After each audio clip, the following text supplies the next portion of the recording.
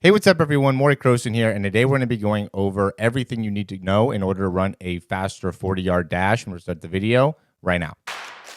This is the newest edition of the Performance Lab. Reach your individual goals. You don't want to just talk about straight line speed. We also want to talk about your ability to be quick. We break down your video. Let's make you into the quarterback I know you can become. All right, so this is something that I am really talking about all the time with different football players. I work with a lot of football players, and obviously the 40-yard dash is really an important thing. Everybody's going to be a little bit different in terms of what are the strengths and what are some of the weaknesses, such as if you're a little bit taller, a lot of times it's going to be harder for you to have as good of a 0 to 10, where somebody that is a little bit shorter might have a little bit harder time reaching as high of top speed. So what we're really looking at here is an estimation, right, around you run a 0 to 10 in 1.42, let's say, 10 to 20 in 0.98, and then a 20 to 30 in 0.88, and a 30 to 40 in 0.82, that will end up leading to a 4.140. Obviously, this isn't the only way to be able to do that, but again, it just gives you a little bit of understanding. I'm just going to give just a little bit of clarity behind the whole thing, because there's people that are probably looking at this and saying, it's going to be very, very difficult to maybe run a 150, or maybe saying, I run 150, 152, but I don't run a 435. So what's going on? Like, what do I need to be able to work on in order to get that? And just give a little bit more clarity behind some of these numbers and make it so you can get a really great grasp of what it takes to be able to run a great 40, right? It's not something that you're just going to just wake up out of bed and be able to run. You might be able to do that in like the 4.5s, 4.6 areas from a pure talent perspective based off your speed, but you're not going to be able to run in those 4.3 areas by, just being able to show up. At least the wide majority of people are not going to be able to do that. And so a lot of times what I am talking about within the 40-yard dash is that we want to be able to, within the first 5 yards, be able to get 4 steps. Within the first 10 yards, we want to be able to take that in 7 steps. And that's really from just watching a lot of the top 40-yard dash performances and seeing what all those guys do. And it is going to end up varying a little bit based off of your height for sure. But in order to run something like, let's just say running the 4.3 and getting a 1.50 in that first 10, what you have to be able to do in terms of your distance per step, in terms of the amount of time that's going to take you in between each step, and also how much foot contact time you really need to be able to achieve. There's a very sequential order that you want to be able to see there. And I'm just going to use Tavon Austin here just because he is really fast. Again, we just see those first 4 steps and what he's able to do there. And what we don't want to be doing as we're starting, and I think it's really important to understand what not to do in order to really make it so you could run fast, we don't want to end up getting too vertical too quickly. So it's not about how high we're getting in our upper body. It's really about how well can we get our hips through and how fast can we get our toes up while also minimizing foot contact time. Okay, so the better job we can do of getting our hips in a good position, being able to get our toes all the way out like in front of our knees, while also minimizing the amount of time we're spending on the ground is really the key ingredient in order to run fast, right? So if you are struggling in any of those areas, and what a good foot contact time would be, if we just go ahead and just slow this down, right, and say, okay, the first step we're landing at 6.34, then he's off at 80, 0.17, exactly what we're talking about all the time, okay? And then the amount of time, too, that he's off the ground, okay, so if he's off the ground at 0.80, he's right back on the ground by 0.86 probably right there, so 0.06 off the ground. Then as he's continuing to accelerate, it went down to 0.14 seconds with the time on the ground, and then the time off the ground has now gone to 0.1. So that gives you just an understanding of how quick you have to be in order to be able to really get these elite times. And this is, I use OnForm. I get this question a lot lately where it's like, what are you using when you're doing your breakdowns? OnForm is the name of the app. You do have to pay for OnForm, so they might be able to give you a free trial there. Marquise Goodwin, another guy that is a track guy, and you can just see how good of a start he has, right? You got to be strong in your hip flexors. You got to have a good range of motion or a good ability to create pull within those legs in order to run fast. But look at, he's 7 steps in, and I see this a lot with people that I start to tell them, like, look, we need to get more hip action. We need to get your hips through faster. What I mean by hips through is like hips forward.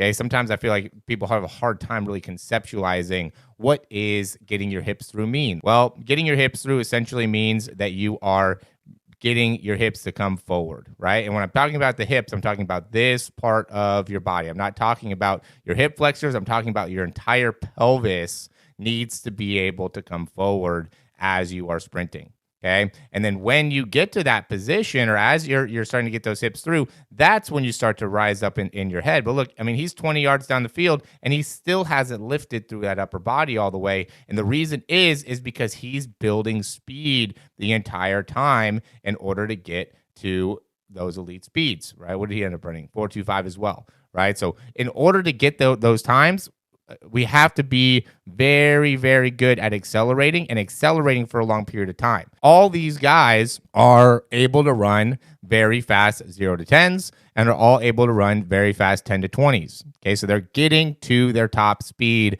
very efficiently, right? They're getting to they have really great acceleration mechanics. So if you're essentially in this position where you're getting 1.6s and you're 0 to 10, like you're typically going to end up running about a 107 in your 10 to 20.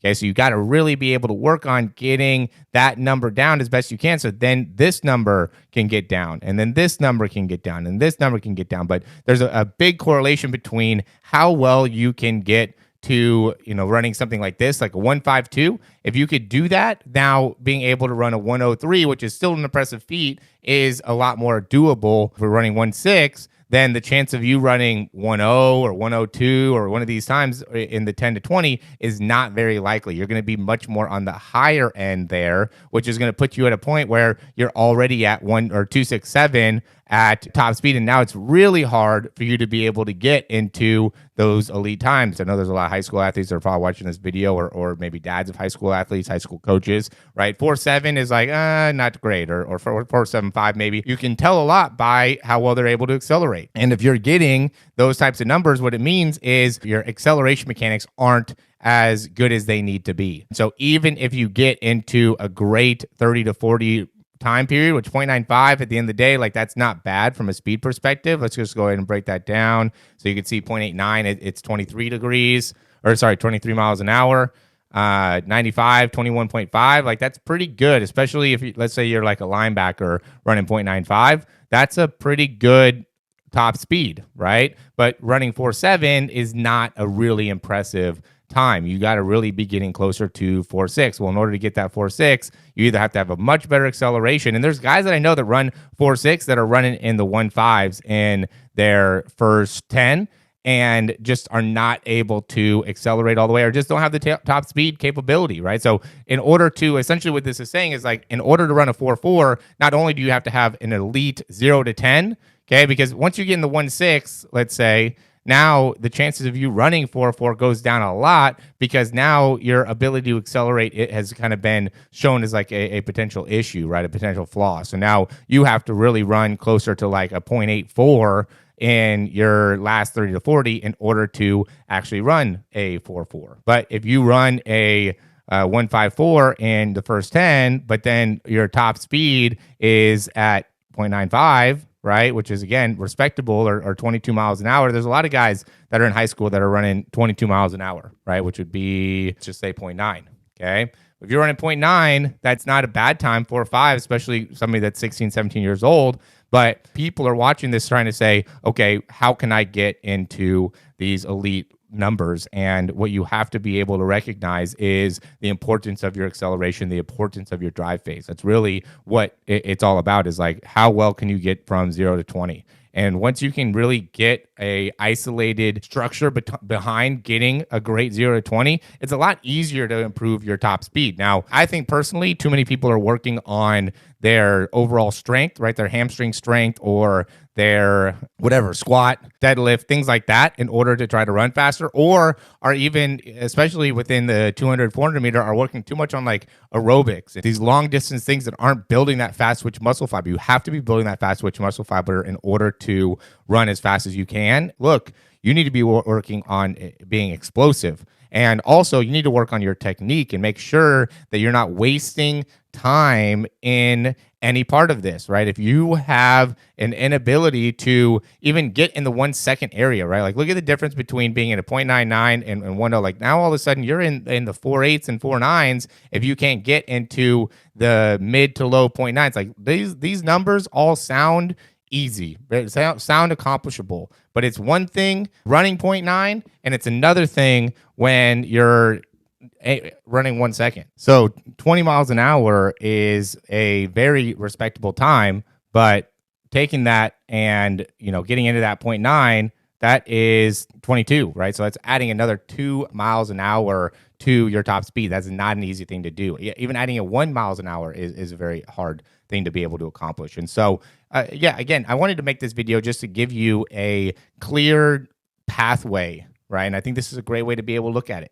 And being able to understand what are the differences here between your first 0 to 10, 10 to 20, and then you could even look at these numbers too. Like these are important. Really, I would look the most at 0 to 20 and then 10 to 40, right? Like how fast you have to be from 10 to 40. That's a very important number to be able to understand, and as well as how fast you have to be from 0 to 20. Like where that is crazy. 240 from 0 to 20. I mean, there's a reason that nobody's really run 4.1. I mean, there's a couple guys that run 4.1, but not that are playing in the NFL right now. And it's just because it's so hard to be able to accomplish that. Most guys are going to be, elite guys are going to be in that 4.3, 4.4 range. Most guys.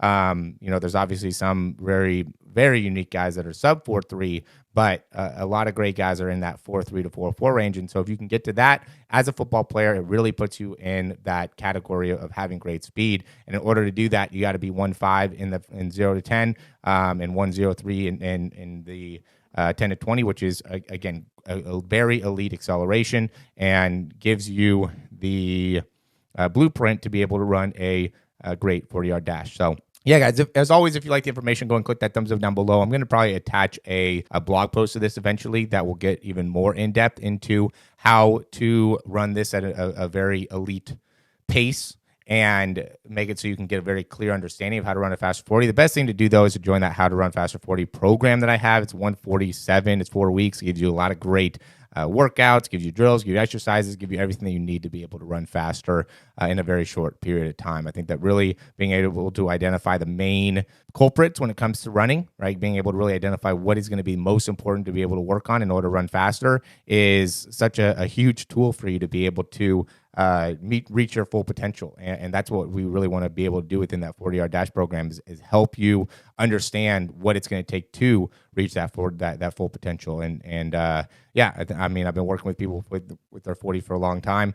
You can check out the page and see more about some of the testimonials, some of the people that have gone through either my in-person or online program. And I think the more knowledge that you have behind it, the more education you have behind it, the better the chances are for you to actually run a better 40-yard dash. So again, thanks for watching. Like, subscribe, and we'll talk to you soon.